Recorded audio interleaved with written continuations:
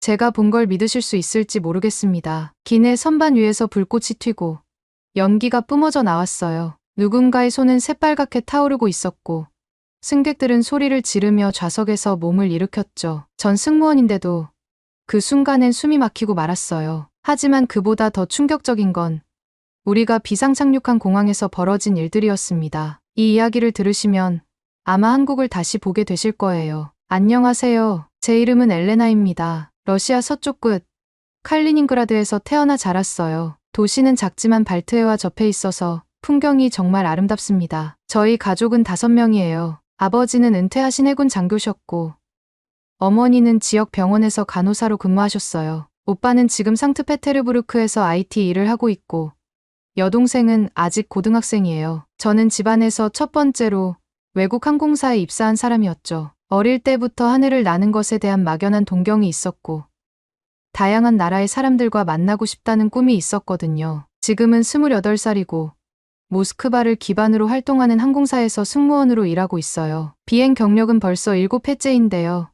그 중에서도 아시아 노선을 가장 많이 탔어요. 솔직히 말씀드리면 그다지 반가운 노선은 아니었어요. 특히 중국 노선은요. 처음엔 기대가 컸어요. 이국적인 문화, 화려한 도시, 맛있는 음식들을 상상했죠. 그런데 현실은 꽤 달랐습니다. 기내에서 큰 소리로 통화하거나 좌석을 무례하게 사용하는 승객들을 반복적으로 마주쳤어요. 심지어 기내에서 신발을 벗고 발을 올리는 분도 있었고요. 쓰레기를 아무데나 버리고 화장실도 깔끔하게 사용하지 않는 경우가 많았습니다. 그 모든 경험들이 쌓이면서 저도 모르게 아시아인에 대한 안 좋은 감정이 생겨버렸어요. 특히 중국 승객을 보면 무의식적으로 경계하게 되고 긴장하게 되더라고요. 잠깐 여러분 그거 아세요? 여러분의 구독, 좋아요, 알림 설정은 저에게 가장 큰 힘이 됩니다. 클릭 한 번으로 제게 큰 힘을 주시길 바라요. 하루는 이런 일도 있었어요. 북경에서 모스크바로 돌아가는 비행기였는데 한 승객이 탑승하자마자 제게 짜증 섞인 목소리로 불만을 터뜨리기 시작했어요. 좌석이 맘에 안 든다. 기내식은 왜 그 모양이냐. 물은 왜 차갑냐는 등등 무려 5번이나 같은 말을 반복했어요. 결국 담당 매니저가 와서 진정시켰지만 그날의 피로는 말로 다 표현할 수 없었습니다. 그렇게 한 번, 2번. 점점 마음이 굳어갔어요. 역시 아시아 노선은 이라는 생각이 제 머릿속에 박히기 시작했던 거죠. 그런 제가 이번에도 상하이로 가는 비행 스케줄을 배정받았을 때 속으로 한숨을 쉬었어요. 익숙한 노선이지만 기대할 건 없다고 생각했거든요. 이륙 전부터 이미 기내는 분주했고 저는 평소처럼 긴장 상태로 준비하고 있었습니다. 이 비행이 끝나면 3일 정도 휴가가 예정되어 있어서 그 생각으로 스스로를 위로하고 있었죠. 그런데 이 비행은 정말 달랐습니다. 출발한 지 몇 시간이 지난 어느 순간 선반 쪽에서 퍽 하는 둔탁한 소리와 함께 연기가 피어오르기 시작했어요. 처음에는 누가 뭐를 떨어뜨린 줄 알았어요. 하지만 곧 불꽃이 튀기 시작했고 사람들의 비명이 기내를 가득 채웠습니다. 저는 본능적으로 소화기를 들고 달려갔어요. 그곳에는 타고 있는 물체 하나가 있었는데 나중에 확인해보니 그건 고용량 리튬이온 보조 배터리였어요. 일반적으로 보조 배터리는 기내 반입이 가능하지만 이 제품은 허용 용량을 초과한 데다 제조사도 불분명한 싸구려 모조품이었던 것으로 추정됐습니다. 아마도 승객 중 누군가가 제대로 신고하지 않고 몰래 들고 탑승했던 것 같았죠. 불은 금방 진화했지만 이미 한 명의 승객이 손에 심한 화상을 입었고 연기는 빠르게 기내 전체로 퍼져나가고 있었습니다. 저는 연기 속에서 승객들을 진정시키려 애썼고 기장은 즉시 가장 가까운 공항으로의 비상착륙을 결정했어요. 기장은 즉각적으로 비상착륙을 결정했고 가장 가까운 공항으로 항로를 변경했어요. 어디로 착륙하게 되었는지는 바로 그때 알게 되었죠. 바로 대한민국 인천공항. 솔직히 저는 그때 속으로 이렇게 생각했어요. 한국이나 중국이나 별 차이 없겠지. 이건 그냥 경유지일 뿐이고 내가 기대할 건 아무것도 없다고요. 하지만 제가 곧 알게 되었죠. 그건 엄청난 착각이었습니다. 비행기가 인천공항에 착륙하던 순간 창밖으로 보이는 활주로와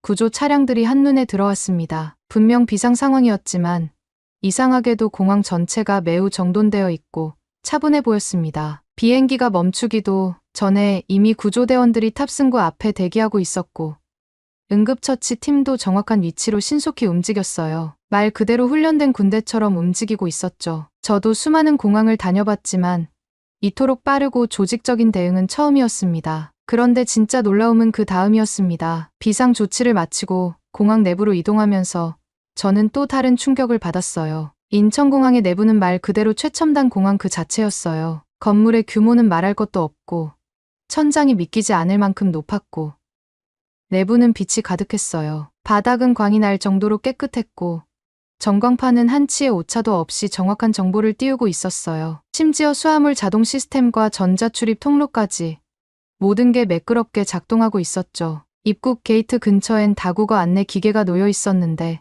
러시아어도 지원이 되더라고요. 정말 깜짝 놀랐습니다. 공항 직원들은 영어뿐 아니라 다른 외국어에도 능숙했고 무언가를 물어보면 단순히 대답하는 게 아니라 먼저 같이 걸어가며 안내해줄 정도로 세심했어요. 솔직히 말씀드리자면 저는 한국도 중국처럼 복잡하고 조금은 무질서할 거라고 생각했었습니다. 아시아에 대한 제 편견이었죠. 중국 공항에서는 여러 번 안내판이 부정확하거나 직원들이 무뚝뚝하게 대했던 경험이 있었기 때문에 그런 이미지가 머릿속에 박혀 있었던 것 같아요. 그런데 지금 제가 발을 딛고 있는 이 공항은 그 어떤 유럽의 국제공항보다도 더 정돈되고 조용하며 심지어는 아름다웠습니다. 수많은 사람들이 오가고 있음에도 혼란스럽지 않았고 모든 시스템은 마치 하나의 유기체처럼 자연스럽게 작동하고 있었어요. 이 모든 걸 보며 저는 또 한 번 큰 충격을 받았습니다. 한국이 이렇게 발전한 나라였다고 라는 생각이 머릿속을 가득 메웠고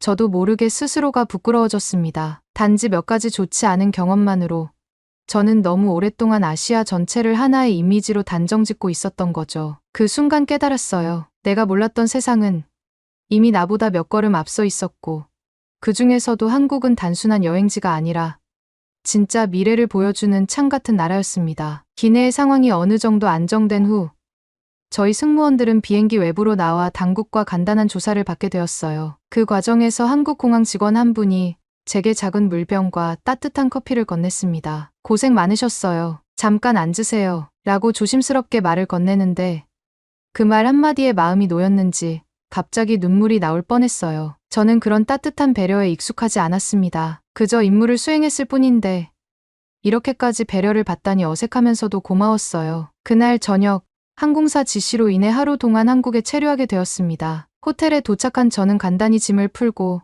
잠시 바람을 쐬기 위해 호텔 근처를 걸어봤어요. 낯선 도시에 대한 두려움도 있었지만 낮에 경험한 사람들의 친절함이 조금이나마 마음을 편하게 해주었어요. 길거리에는 야간에도 밝은 조명이 켜져 있었고 사람들이 휴대폰을 보며 조용히 걸어다녔습니다. 특히 인상적이었던 건 이곳이 이렇게 안전하고 조용하다는 사실이었어요. 도로는 깨끗했고 담배꽁초 하나 없이 정돈되어 있었습니다. 호텔 로비에 있던 리셉션 직원에게 주변 식당을 추천해달라고 하자 그는 친절하게 지도를 꺼내 손으로 직접 표시까지 해주며 설명해 주었어요. 이 골목으로 들어가면 아주 맛있는 김치찌개 가게가 있어요. 외국인도 많이 오니까 걱정하지 마세요. 그렇게 찾아간 식당은 작고 아담한 한식당이었습니다. 들어서자마자 구수한 된장 냄새가 코를 간지럽혔고 몇몇 손님들이 조용히 식사 중이었어요. 저는 자리에 앉아 메뉴판을 뚫어져라 쳐다봤지만 한글로 적힌 음식들이 낯설기만 했어요. 익숙한 단어나 그림이 없어 머릿속이 하얘졌습니다. 주변의 직원도 보이지 않아 당황하고 있었는데 그때 옆 테이블에 앉아있던 한 젊은 여성이 조용히 말을 걸어왔습니다. 처음이신가요? 제가 추천해드릴까요?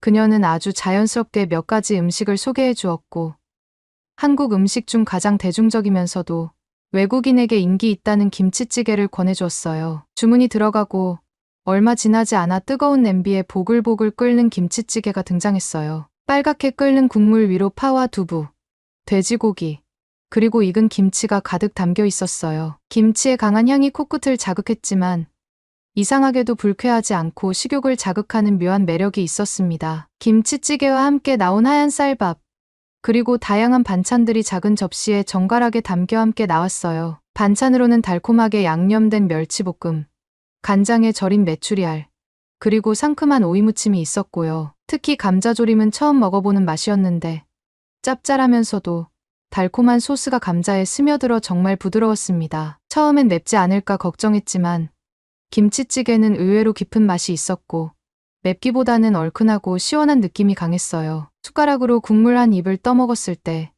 몸 안이 따뜻하게 데워지는 기분이 들었고 돼지고기와 김치가 어우러져 내는 감칠맛은 정말 인상적이었어요. 함께 먹는 밥과도 너무 잘 어울렸고 김치 하나만으로도 이렇게 다양한 맛이 날 수 있다는 게 믿기지 않았습니다. 그녀는 식사 중간중간 저를 살펴보며 물었어요. 너무 맵지 않으세요?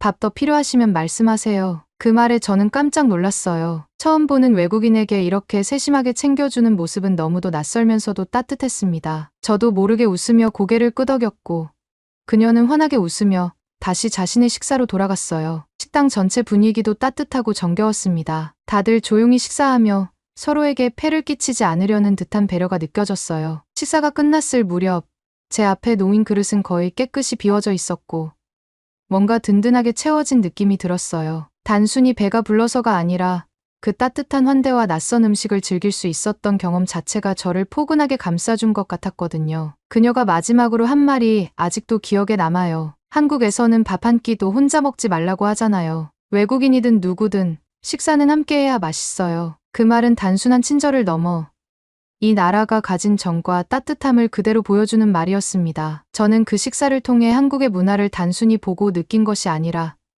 직접 경험하며 마음으로 받아들이게 된 순간이었어요. 그날 저녁 호텔로 돌아가는 길에 비가 내리기 시작했어요. 갑작스러운 봄비였는지 우산을 챙기지 못한 저는 걷는 내내 온몸이 젖어버렸습니다. 호텔로 가는 골목은 생각보다 어두웠고 저는 조금씩 초조해지기 시작했어요. 낯선 도시에서 젖은 옷차림에 어둠 속에서 혼자 걷는 느낌은 어쩐지 고립된 기분마저 들게 했습니다. 바로 그때였어요. 갑자기 머리 위로 무언가 툭 하고 내려왔고 제 눈앞에 펼쳐진 건 큼지막한 회색 우산이었습니다. 놀라서 뒤를 돌아보니 정장을 입은 한 남성이 조심스럽게 말을 걸었어요. 혼자 가세요?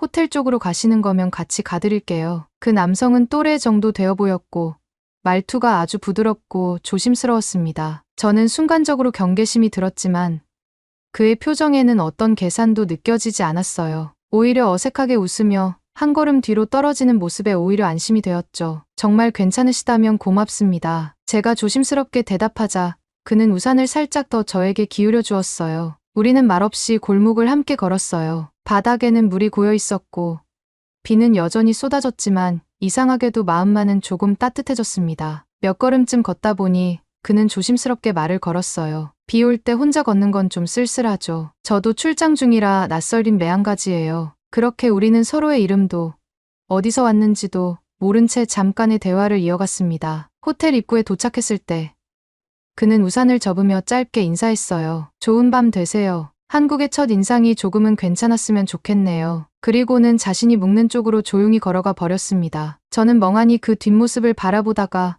호텔 로비로 들어와서야 현실로 돌아왔어요. 작은 친절이었지만 그 순간만큼은 제게 큰 울림이 있었습니다. 제가 상상해왔던 아시아 사람들에 대한 이미지와는 전혀 달랐고 그 짧은 만남 하나로 누군가에 대한 생각이 달라질 수도 있다는 걸 느꼈어요. 이전 같았으면 그냥 스쳐 지나갔을 장면이지만 그날의 비와 우산 그리고 그 낯선 남성의 말 한마디는 제 마음에 깊게 남았어요. 그리고 저는 그날 밤 다시 한번 생각했어요. 내가 알고 있던 세계는 너무 좁았다고. 한국이라는 나라, 이 낯선 도시는 제게 편견을 넘어서 따뜻함을 가르쳐주고 있었습니다. 한국에서의 하루는 정말 빠르게 지나갔습니다. 비상 착륙 이후 처음 접한 사람들의 반응과 질서 있는 시스템.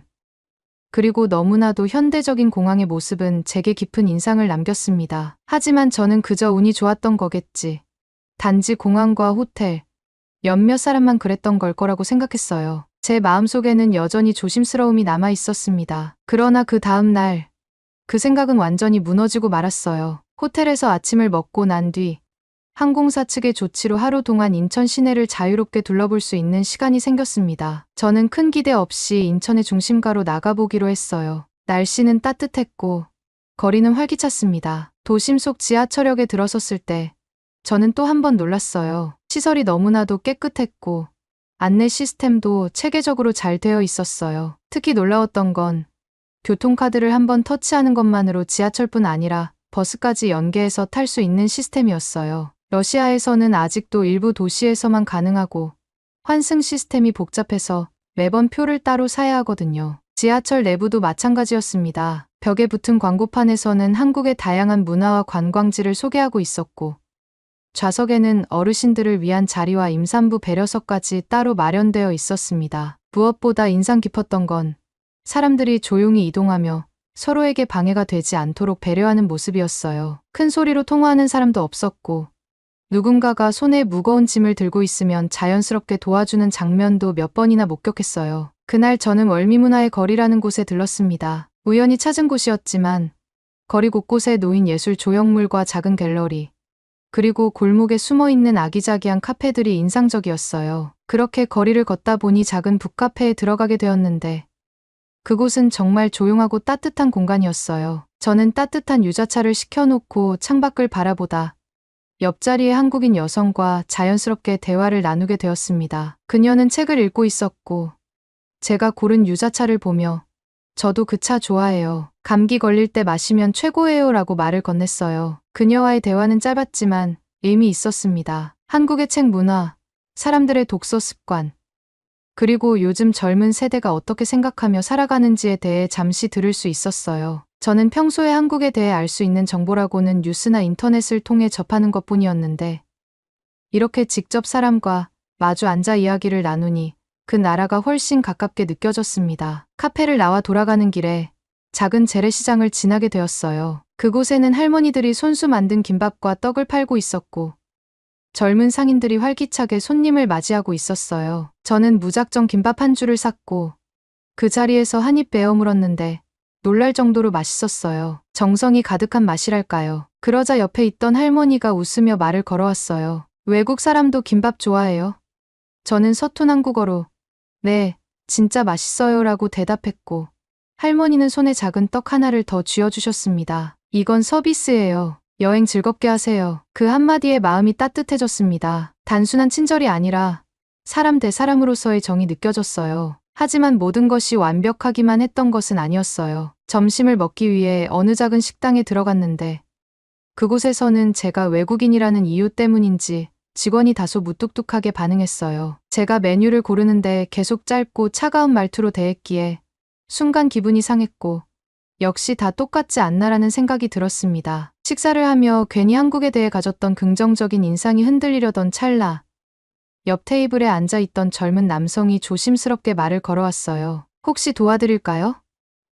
제가 여기 자주 오거든요. 그는 메뉴에 대해 하나하나 설명해 주었고 추천까지 해주며 친절하게 웃었어요. 저는 무척 놀랐고 고맙다는 말을 몇 번이나 반복했어요. 그 후 직원의 태도도 조금씩 부드러워졌고 식사 마무리 즈음엔 미소까지 지으며 인사를 해주셨어요. 처음에는 단순한 오해였던 거죠. 그 직원은 외국인을 대하는데 익숙하지 않아 서툴렀던 것이었습니다. 그 일을 겪고 나서 저는 또 하나의 중요한 사실을 깨달았어요. 누군가가 불친절하게 느껴졌다고 해서 그 사람의 본심을 단정 지을 순 없다는 것. 제 편견이 만든 벽을 하나하나 깨뜨리는 경험들이 계속해서 이어지고 있었습니다. 한국에서 보낸 하루가 제 안의 오해와 선입견을 얼마나 무너뜨리고 있는지를 그날 진심으로 실감했어요. 낯선 문화, 다른 언어, 새로운 환경 속에서도 사람과 사람 사이의 따뜻함은 국경을 넘는다는 걸 저는 한국에서 직접 느끼고 있었습니다. 한국에서 보낸 그 하루는 제게 하나의 전환점이 되었습니다. 비상착륙이라는 예상치 못한 사건으로 시작된 여정이었지만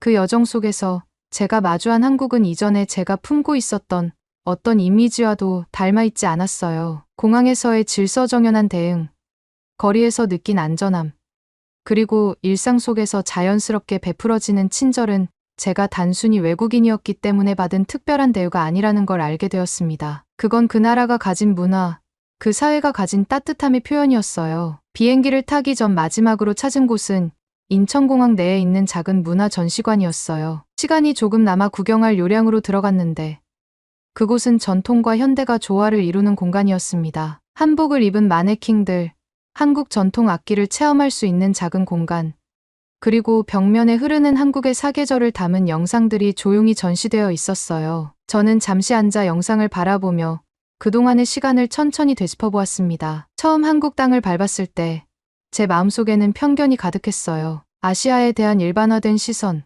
중국 노선에서 겪었던 피로와 스트레스, 그리고 무심코 쌓여버린 오해들. 하지만 이곳에서 만난 사람들은 그 모든 것을 부수고 새로운 시선을 제게 안겨주었습니다. 김치찌개를 함께 먹으며 웃던 여성, 비 오는 밤 우산을 씌워준 낯선 남성, 무뚝뚝해 보였지만 끝내 웃어주었던 식당 직원, 따뜻한 떡을 건네던 시장의 할머니, 모두가 제게 진짜 한국을 보여주었어요. 마지막 비행기 탑승 전, 저는 면세점에서 가족들에게 줄 선물을 샀습니다. 어머니를 위한 진한 홍삼차, 아버지를 위한 전통적인 자개 장식 소품, 그리고 여동생에게는 귀여운 케이팝 아이돌 키링까지. 그 선물 하나하나에 담긴 마음은 단순한 기념품이 아니었어요. 그것은 제가 느낀 한국의 모습, 제가 경험한 감동을 조금이나마 전하고 싶은 마음이었습니다. 탑승 게이트 앞에서 기다리는 동안 옆자리에 앉은 한 한국 여성이 조심스럽게 말을 걸어왔어요. 혹시 여행이세요?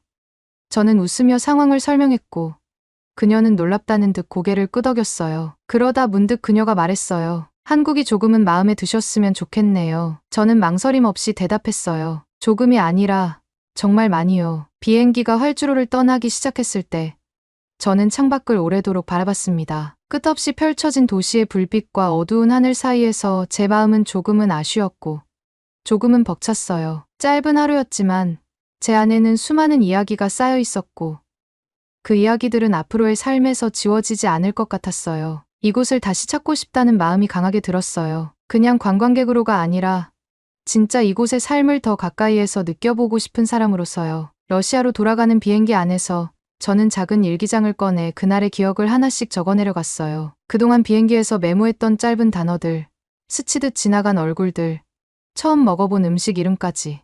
그 기록들은 단순한 여행의 흔적이 아니라 저희 마음이 바뀌는 과정을 담은 작은 발자취였습니다. 한국은 이제 제게 하나의 목적지가 아니라 다시 돌아가고 싶은 감정이 된 나라였어요. 지금 이 이야기를 여러분께 들려드리는 이유는 단순합니다. 우리는 때때로 아주 작은 오해와 경험들만으로 어떤 나라, 어떤 사람들을 쉽게 판단하곤 합니다. 저도 그랬어요. 하지만 진짜 중요한 건 직접 보고 느끼는 경험이에요. 그리고 그 경험이 줄 수 있는 감동은 상상 이상의 것이 될 수 있다는 걸 저는 한국에서 깨달았습니다. 이제 저는 제게 묻는 사람들에게 자신 있게 말할 수 있어요. 한국은 어때요? 라는 질문에 저는 항상 이렇게 답합니다. 정말 따뜻한 나라예요. 사람도, 문화도, 그 공기조차도요. 다음 휴가가 생기면 저는 분명히 다시 한국을 찾을 거예요. 이번엔 더 오래, 더 깊이, 더 넓게 한국을 경험하고 싶어요. 그곳에서 또 어떤 이야기를 만나게 될지 벌써부터 기대가 됩니다. 그때도 이렇게 글로 남길 수 있다면 좋겠어요. 그리고 그 글을 또 누군가가 읽고 한국이라는 나라를 한 번쯤 경험해보고 싶다는 마음이 생긴다면 그보다 더 좋은 일은 없을 것 같습니다. 러시아로 돌아온 뒤에도 한국은 제 머릿속에서 좀처럼 떠나지 않았습니다. 일상으로 돌아와 다시 비행 스케줄에 따라 세계 여러 도시를 오가면서도 문득문득 떠오르는 건 한국의 풍경과 사람들의 표정, 그리고 그날의 따뜻했던 기억들이었어요. 지하철역의 조용한 분위기, 시장 골목의 따끈한 김밥 냄새, 그리고 비 내리던 밤 우산 아래의 온기까지 모든 것이 선명하게 되살아났습니다. 그때의 경험이 너무도 특별했기 때문일까요? 다른 나라에 도착해서도 종종 한국과 비교하게 되었고 어느 순간부터는 다음 비행 노선 중 한국이 있었으면 좋겠다는 생각까지 하게 되었어요. 그렇게 몇 주가 흐른 뒤 새로운 비행 스케줄표를 받아 들고 확인하는 순간 저는 혼잣말로 정말이야 라고 말하며 눈을 반짝였어요. 제 노선에 한국이 포함되어 있었거든요. 그것도 단 한 번이 아니라 앞으로 몇 달간 정기적으로 들어가게 된다고 적혀 있었습니다. 그 순간 저는 마음 깊은 곳에서부터 기쁨이 차오르는 걸 느꼈어요. 누군가는 단순한 업무 스케줄일지 모르지만 저에겐 소중한 재회였어요. 제가 진심으로 다시 만나고 싶었던 나라, 다시 숨 쉬고 싶었던 공기, 다시 마주치고 싶었던 미소들이 있는 그곳으로 향할 수 있다는 사실 하나만으로도 충분히 설레었습니다. 저는 이제 한국행 비행기를 기다리는 시간이 즐겁기만 해요. 단지 일을 하기 위한 목적이 아니라 다시 한번 그 나라의 따뜻함을 느끼고 싶어서입니다. 저를 웃게 했던 그 찻집의 유자차, 조심스레 말을 건네주던 식당의 젊은 여성, 아무 조건 없이 우산을 씌워주던 낯선 남성, 시장 골목의 다정한 할머니, 그 모든 장면들이 다시 제 앞에 펼쳐지길 기대하고 있어요. 그리고 언젠가는 휴가를 내어 정말 한국 곳곳을 천천히 돌아볼 계획도 세우고 있어요. 서울뿐 아니라 부산, 제주도, 경주 같은 도시들도 가보고 싶고 직접 전통 한옥에서 하룻밤 묵으며 한국의 옛 정취도 느껴보고 싶어요. 그리고 아직 먹어보지 못한 수많은 음식들도 하나하나 경험하고 싶습니다. 지금 이 글을 마무리하며 저는 조용히 다시 한번 그 나라를 떠올려 봅니다. 한국은 저에게 단순한 여행지가 아니었어요. 삶의 속도를 잠시 늦추고 사람의 따뜻함을 다시 배우게 해준 곳이었습니다. 다음 한국행 비행기를 준비하며 저는 또 다른 이야기를 써 내려갈 준비를 하고 있어요. 그 이야기도 언젠가 여러분께 들려드릴 수 있기를 바랍니다. 그리고 바라건대 그 이야기는 또 누군가의 마음에 작은 여운을 남길 수 있었으면 좋겠어요. 한국은 그런 나라니까요. 처음은 낯설지만 한번 마음에 들어오면 오래도록 잊히지 않는 그런 나라였습니다. 오늘의 이야기는 여기까지입니다. 오늘의 사연이 마음에 드셨다면 구독, 좋아요 부탁드리겠습니다. 소중한 시간 긴 이야기 끝까지 들어주셔서 진심으로 감사합니다. 앞으로도 더 좋은 사연으로 여러분을 찾아오겠습니다. 시청해 주셔서 감사합니다. 해주셔서 감사합니다. 해주셔서 감사합니다. 해주셔서